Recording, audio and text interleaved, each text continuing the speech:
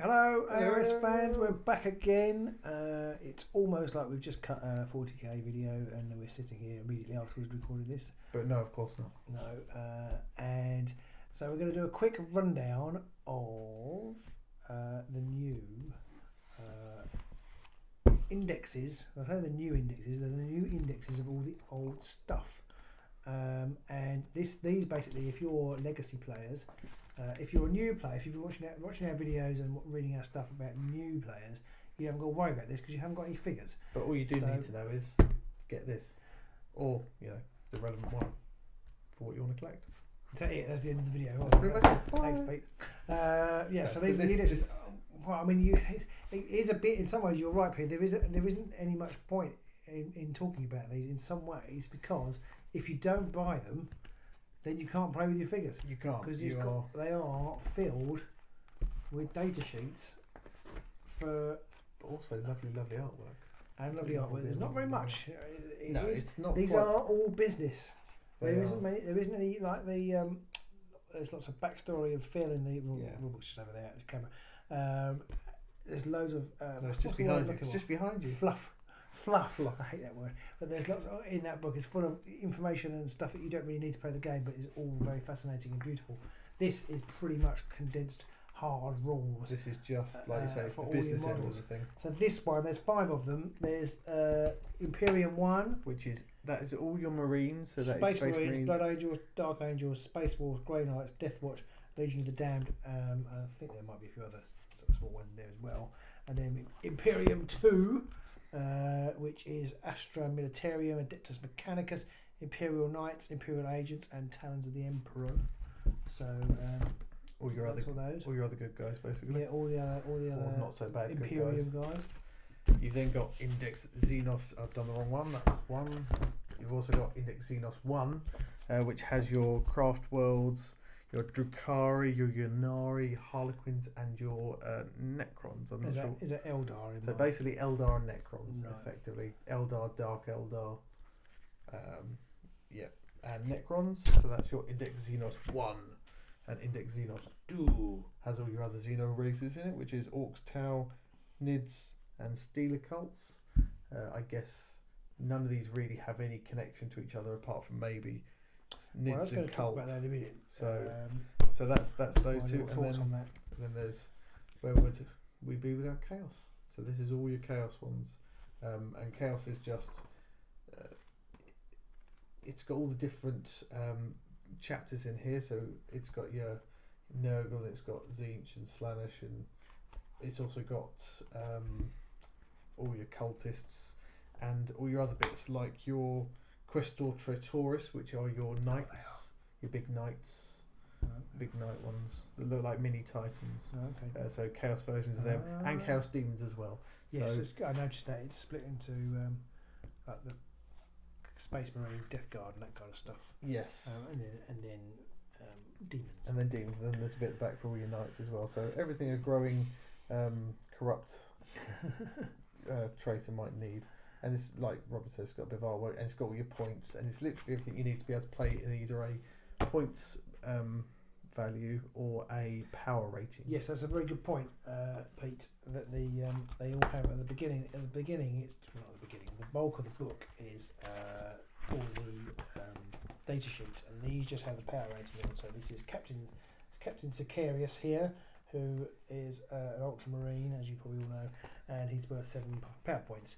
But in the back, as everyone knows, in the back towards the end. They have points values here, so and models we per have unit. HQ, elites, heavy support. Oh yes, models per unit. You're right. And then named characters: Captain Sicarius, models per unit 1, points per model, including his war gear, 132. And it also has, it's got Robute Gilliman in here. Yeah, 360 points. Or I think he's 10 power points. I can't remember off the top of my head. But so that is what you need to take your legacy figures into the new game. Yep. I was interested because I don't know much about the game, but I was reading about the detachment rules and detachments are going to have keyword, the same keyword in their data sheets. So the data sheets, if you probably do know this, but the data sheets or like Warhammer AOS. They need the same faction They have keywords, don't lots they? of keywords. Then they have two types. They have the keywords like kind of what they Character, are, infantry, vehicle, psyker. predator, that kind of thing.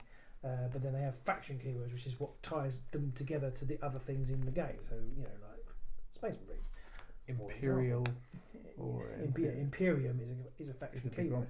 Now, what I didn't like about the old 7th edition, and I've talked about this a little bit before, but my boys were into it, and they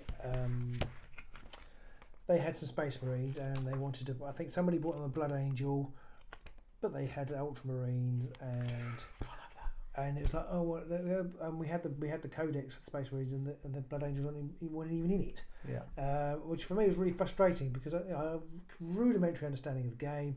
Why on earth can't I play this librarian? It was a librarian that he bought with my Ultramarines. Yeah. I had no idea, and it wasn't really made clear why it was. I had to look it up on the internet. Even then, it didn't really make much sense. Even then, there wasn't really a good reason. They don't really know what they're talking about. And so there isn't really a good reason. And so basically, even in the fluff, it's not a really particularly good reason. I mean, yeah, Ultramarines are one chapter and Blood Angels another chapter, but they're not going to get to a battlefield where there's a mass of orcs attacking, going, "I can't work with you, sorry." Yeah, they're all on the same. They're all side. they're all working for the Emperor. So, and so this is what I really like about this. Although I do have not a reservation, but I do have a worry. Everything in here, these 2 Imperium books, have Imperium keyword. All the ones I've looked at have on the data sheets have both books, both data sheets have Imperium keyword in it, which basically means if you want to make a nice battle forged army, which battle forged means that basically they're all of the same type. So I think they've gone to go back a step. They've gone kind of AOS in this, in the sense that you can feel whatever you like. As long as you're in the right sort of bucket, right? Because you had death and chaos and order and so is it destructioning. Is it Xenos, chaos and? No, in this you do have. So, for example, just look at the Eldar ones. The Harlequins have the Eldari faction. So you do have to field armies of the same faction. But the Drukhari also have the Eldari keyword. So all of the Eldar do have the Eldari. But if I wanted to put some chaos units down and some orc units down, can't do that. Now, can I do that? Because there's these. If you have different detachments, yes. Because they have the battle forged. Because the battle forged unit, what are they called, detachments? You get bonuses. So an army is battle forged, right? But then that means you have to have detachments, and a detachment has the specification that it has to have they have to have a matching faction keyword, right? But I don't think there's anything that says that your battle forged army has to have the same keyword. So you could theoretically have one detachment of Tau and then one detachment of orcs. Now, before everybody flames me, I could be talking nonsense, and the entire army might have to have a matching keyword. But I thought that it was all based on just detachments. Well, I kind of thought that they were kind of rolling it back a little bit, so you could have more, and they have done with the. Well, they have done, especially with Imperial and Chaos. Now basically and you can play whatever, and then all of the Chaos things have the Chaos keyword. Yeah. So I guess that means you can. And basically all the Eldar have the Eldar keyword. You can field Chaos gods of any type. Chaos worship any type. Yeah. Now you've got certain limitations in that if you want a Death Guard force, there is a Death Guard army list in here, and it does tell you what you can have in a Death Guard army list. Okay. And if you pick a Death Guard army list, you do then get your Plague Marines become troop choices instead of elites, whereas they're normally elites. Right.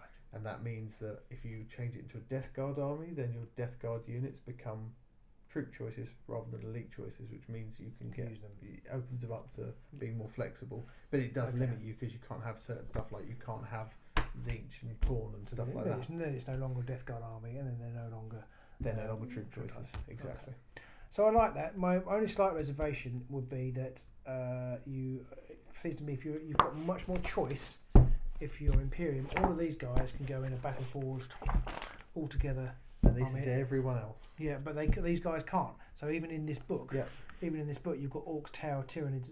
Actually, Gene Stealer Cults and the Tyranids can go together. I think Gene Stealer Cults have got the Tyranid keyword. All right, cool. So but you've got they can't fight together. They can't fight together. So I would worry, not that any of you guys would do this, But I would worry that power gamers would cherry pick all the best things that until now you couldn't really have together in a unit, and cherry pick them and put them all together. Yeah, you'd pick your Imperial Guard units just to get your numbers for objective grabbing. Then you'd grab your elite deep striking Terminator Blood Angels for your assault bit, and then your Iron Warriors. So that's what I would worry about. I don't know whether it would happen, but that's what I would worry about.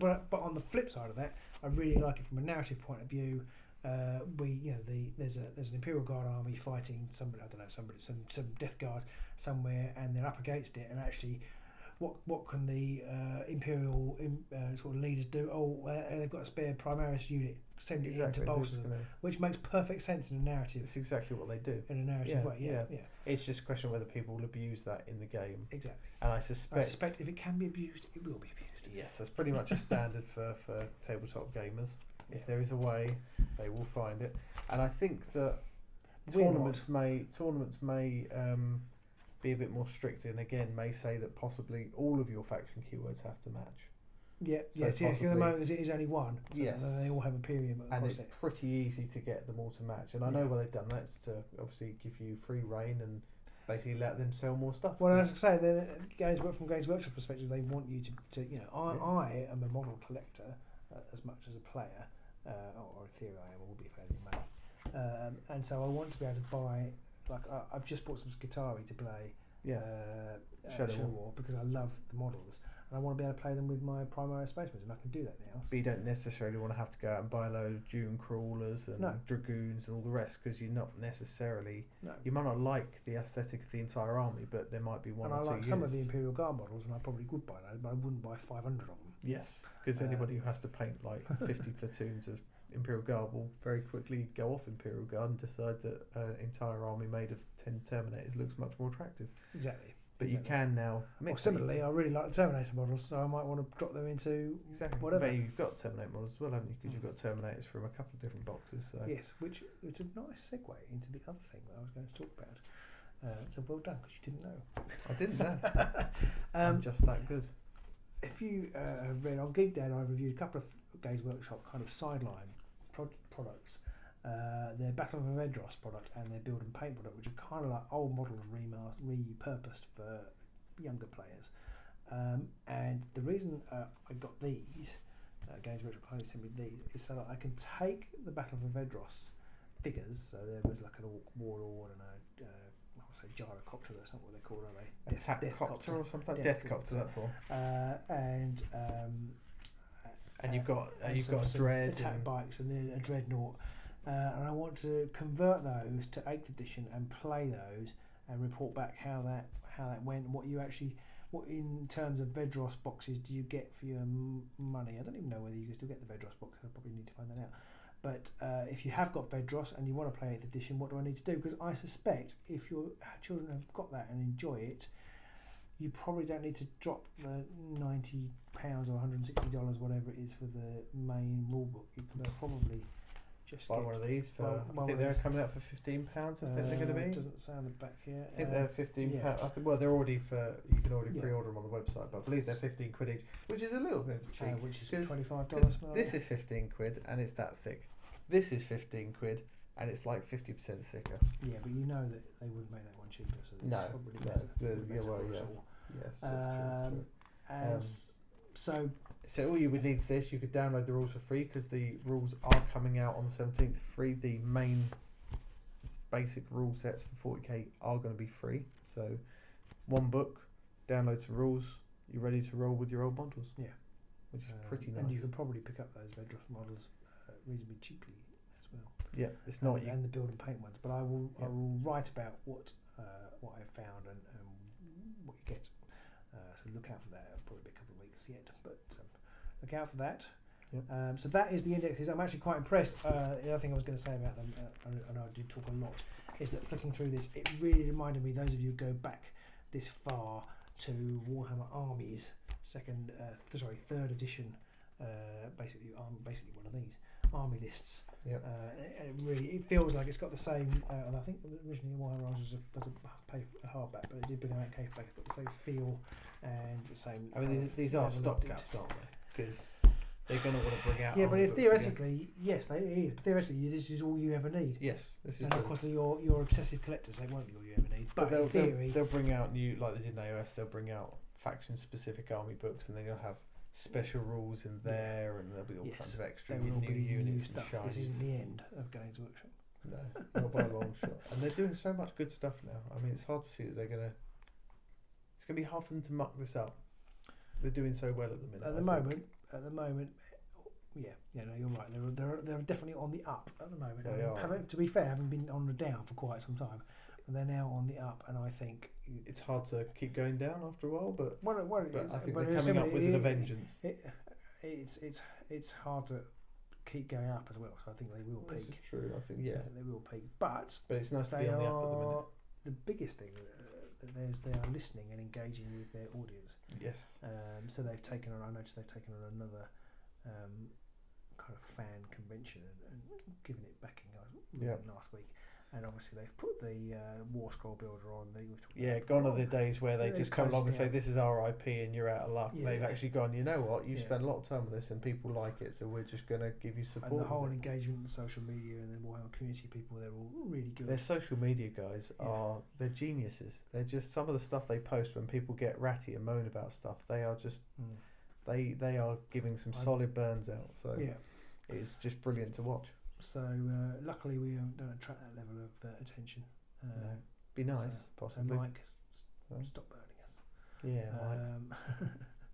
Mike. So that's it. I don't think I've got anything else to say for once. So these are books are 5 books. I mean, it will set if you had a massive collection, they will set you back some £75. £75. But compared to what you'd be paying for all the compared army to books you've before. already spent on your collection. I did see some people online going about, I'm going to have to buy all these books to replace all my armies. Like, yeah, but then you listed about 10 different armies, so what do you expect? You're going to have to buy the rules at some point for these models, you know? Yeah, and kind of, I mean, that's always the way when they change the rules, really, isn't it? Yeah, pretty much. I mean, I think it's because the last few editions of 40k, they've not changed the rules so much, so they've kept it the same, but at some point it's going to happen. And if you've got like 10 armies... Well, it has happened. Yeah, it has, yeah, it did. If you've got 10 armies, you're bloody lucky. Stop moaning. Exactly. All you've got to do is buy some books and you've got all the models you could ever want to play with it. So if there's anything you want to know about, and I know these have been seen online less officially, if there's anything you want to know about the books, do ask us. And I should think by the time this comes out, they will already be available to buy. But So they're nice books. They're nice books. It's not, and it really does give you everything you need to play the game. It does. Indefinitely, if you didn't want to buy any more, I'm sure you know you will. But you can. This basically is £15. Bang, I can play. If you've got Space Marines, bang, I can play Space Marines forever. Yeah. The new rule set. And of course, you don't have to buy any of it at all. You could just stay with the 7th edition rule set and not buy anything. Yeah, if you don't like You're this, allowed to do if you that. don't like all this great stuff they're doing, then don't play it. You're allowed to do that. Yeah. Of course. And people do. I know that people don't play OS but still play the old Warhammer. Fair play to them. If you enjoy it, then that's what you should do. If you can find groups that want to play it and you like doing it, then go with our blessings. But we're doing this new one because it's shiny. That is basically it's the models. It's the models. It is the models. You can't fool them. Right. I think that's it. I think we've waffled enough. It's amazing how much we can waffle when given the chance, and somehow the later it gets, the more we waffle. But I don't think I've got anything else to say, and I probably need to get home so I can go to bed. So, thank you for watching. They're very heavy. I dropped those on my foot the other day. That is bad. And we really are waffling now. This is nonsense. for me. It's good So for him.